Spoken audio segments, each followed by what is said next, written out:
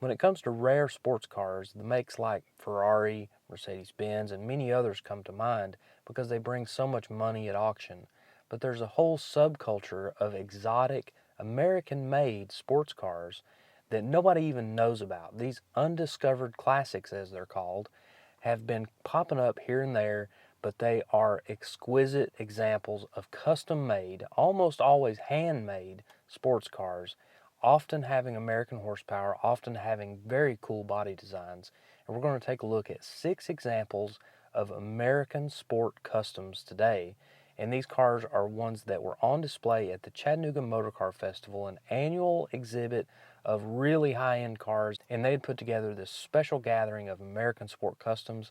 We're going to look at them right now. These cars often get generalized as kit cars. And that's because a lot of them were available in kit form where you could build your own. But most of the time, these things were handcrafted.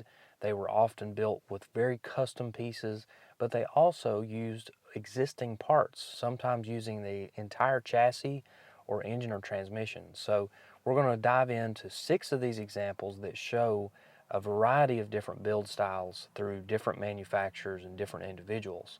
So we're going to start it off with the most rare. This is actually a one-of-a-kind car called the Jewell Special Roadster. Now, this car was built by Harry Jewell in the late 40s, and he finished this car in 1948, and it was a very spectacular piece. And had it not been featured in the January 1951 issue of Road and Track magazine, we probably wouldn't know much about its history or about its details underneath. So that article tells us that Harry used 2 Model A frames to extend the wheelbase, and he used a 4-cylinder engine, which was actually a Buick Straight 8 that he cut in half to use 4 cylinders and then put a supercharger on it. So this was an exotic setup right out of the gate. But he ended up swapping that supercharged 4-cylinder for a Flathead V8 later on. So this car went through a couple of different stages, but it was a functional sports car. Miraculously, this car survived all these years. It's been indoors, and it was bought by a guy in Louisiana who put this thing back together 100% like it was back in the late 40s. And it's definitely a very unusual piece, and it's obviously one of a kind. Next is a 1954 Victress S4. Now the Victress was a little more common, it wasn't one of a kind, but when you take a look at this example, this car has been customized dramatically, and it's built into more of a resto mod or a street rod style. So this car's got a small block Chevy in it, it's got a Mustang 2 suspension, it's got a 4-link out back, disc brakes, vintage air, the whole 9 yards. But on the outside, they stretched the doors, they redid the rear wheel arches, they redid the body lines. The taillights are from a Volkswagen. It's got split front bumpers, which actually came from a Corvair. The rear bumpers are from a Mustang. They're also split. It has 39 Ford headlights, and originally it wouldn't have been laid back like that. They did a tremendous amount of work to modernize this body without taking away some of those really custom details. Next is a 1953 Maverick Sportster. Now we all know the Ford Maverick that came along about 20 years later, but this was a very special, very big sports car, and it had a fiberglass body. It was based on an early 50s Cadillac chassis and V8 engine, and definitely has a very elegant look with that boat tail rear, which is more of like a 30s style. You can see those exposed rear fenders. That's more of a 30s or 40s style. This car, with the Cadillac power, the Cadillac long wheelbase, it was absolutely larger than life. It was much bigger than any of the other sports cars that were available at the time.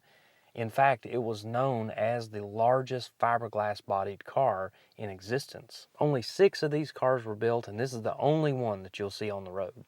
And here we have another large sports car. This one has a 114-inch wheelbase because it rides on a 1949 through 1951 Ford chassis. And this thing's got a very custom body. I mean, this thing looks like something straight out of the old Rod and Custom magazines. But the fact of the matter is, it's a 1955 Debonair, and the body was built by a company called Replac. This car made its debut in the July 1955 issue of Motor Trend magazine. Only 6 of these cars were built, and unfortunately the wooden bucks and fiberglass forms burned in a fire in 1956. So all of that stuff is gone. The only thing that's left is just a couple of these bodies. This one in particular has been restored to perfection.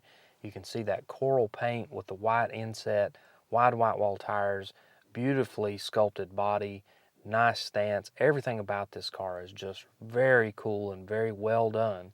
Getting back into the regular sports car sizing, we've got the 1956 Almquist Sabre. Now, this thing sits on a 94-inch wheelbase and would have originally used like a modified Crosley frame or something of that nature, but instead this one has a completely custom frame, very nicely done restoration. You can see that this car has some body modifications compared to an original Sabre, and I'll show you some pictures here for comparison, but the body modifications are very tasteful, and you can tell they were done back in the day. But this thing is restored beautifully. It's got a 1939 Ford V8 60 flathead engine, and only 4 of these cars are known to exist. So an extremely rare car, and once again, beautifully restored on display here in Chattanooga. Although there isn't any documentation, it's believed that 300 to 500 of these bodies were sold back in the 50s. They were used for various racing cars, for road racing, and some for drag racing. Last but not least in this lineup is a 1958 Victress C3 Coupe. Now, these cars were sold as just a body, it was not a kit, but the proportions and dimensions were very well suited for a Corvette chassis. And that's exactly what this car has. This car has a 1960 Corvette chassis underneath it.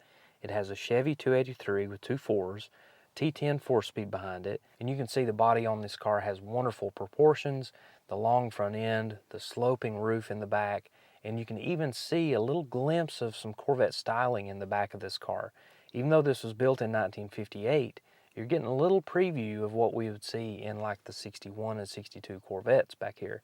So an extremely well done car, once again, very nicely restored, and very few of them still exist.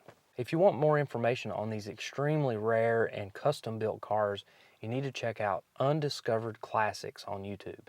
They've got lots of great videos of various cars that they've built and things that they've found and things that they've drug out of the woods and brought back to life. It's definitely a really great and informative channel. They also have a website, undiscoveredclassics.com, as well as a Facebook page. Definitely got to check them out.